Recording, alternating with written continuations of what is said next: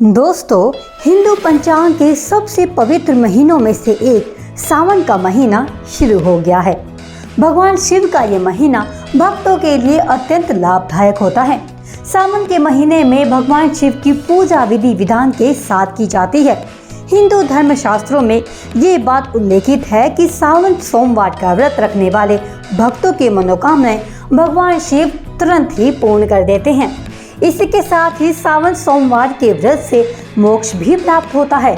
जो महिलाएं सावन सोमवार का व्रत रखती हैं, उन्हें भगवान शिव सौभाग्यशाली होने का वरदान देते हैं।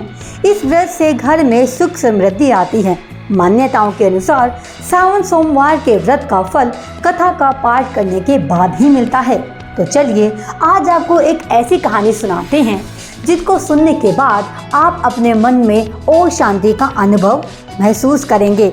लेकिन इसी के साथ ही आपको मैं ये भी बताना चाहती हूँ कि अगर इस कहानी को आप सावन के महीने में सुनेंगे तो आपकी सारी मनोकामनाएं पूरी हो जाएंगी। बहुत समय पहले की बात है। एक साहूकार रहा करता था जिसके पास हर सुख सुविधा थी, मगर उसकी कोई संतान नहीं थी। इस बात से वो बहुत परेशान रहता था। संतान प्राप्ति के लिए वो सोमवार का व्रत रखने लगा और शिवालय में भोलेनाथ और आदि शक्ति की पूजा करने लगा। उसकी भक्ति से प्रसन्न होकर माँ पार्वती ने भोलेनाथ से उसे संतान का वरदान देने के लिए कहा, मगर भगवान शिव ने कहा कि उसके भाग्य में जो है उसे वही मिलेगा। ये कहकर भगवान शिव ने उस साहूकार की मनोकामनाओं को पूरा करने से मना कर दिया। लेकिन माता पार्वती की जिद से भगवान शिव ने साहूकार की इच्छा पूरी कर दी। इसके बाद भगवान शिव ने ये भी कहा कि साहूकार का बालक अल्पायु होगा और उसकी मृत्यु 12 साल में ही हो जाएगी। साहूकार भगवान शिव और माता पार्वती की सारी बातें सुन रहा था और वो इस वरदान से खुश भी नहीं था। भगवान शिव का वरदान पूरा हुआ। जब साहूकार का बेटा 11 साल का हुआ तो उसे उसके मामा के साथ साहूकार ने ज्ञान प्राप्ति के लिए काशी रवाना कर दिया। उसने अपने बेटे और बेटे के मामा को धन दे दिया। धन देने के साथ उसने ये भी आदेश दिया कि वो रास्ते में इस धन से यज्ञ करवाए और ब्राह्मणों को भोजन करवाए। रास्ते में दोनों एक नगर के पास से गुजरे जहाँ के राजा की बेटी की शादी होने वाली थी। राजा की बेटे की शादी जिस राजकुमार से होने वाली थी वो काना था, यानी एक आंख से देख नहीं पाता था। इस बात की खबर राजा को नहीं थी। राजकुमार के पिता का डर था कि अगर ये बात राजा को पता चल जाएगी तब वो शादी रोक देगा। जब राजकुमार के पिता ने साहूकार के बेटे को देखा तो वो उससे कहने लगा कि वो कुछ देर के लिए राजकुमार बन जाए। शादी होने के बाद वो उसे बहुत सारा धन देगा और अपने बेटे की पत्नी यानी राजकुमारी को अपने साथ ले जाएगा। साहूकार का बेटा नहीं माना, लेकिन अंत में उसे राजकुमार के पिता की बात माननी पड़ी। जब साहूकार के बेटे की शादी राजकुमारी से हो गई तब उसने राजकुमारी को सब बता दिया। राजकुमारी ने ये बात अपने पिता को बताई, जिसके बाद राजा ने राजकुमार के साथ अपनी बेटी को भेजने से मना कर दिया। इसके बाद साहूकार का बेटा अपने मामा के साथ काशी की ओर चल पड़े। जब वो दोनों काशी पहुँचे तो वहाँ यज्ञ करवाने लगे।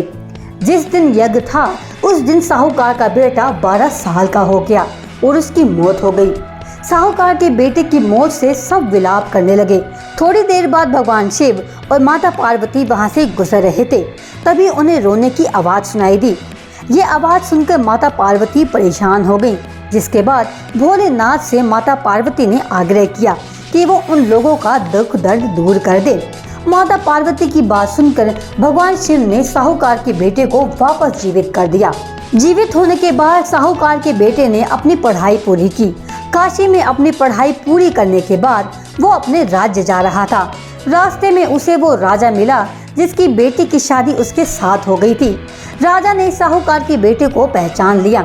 राजा ने साहूकार के बेटे के साथ अपनी बेटी की वापस शादी करवा दी और अपनी बेटी को साहूकार के बेटे के साथ विदा कर दिया।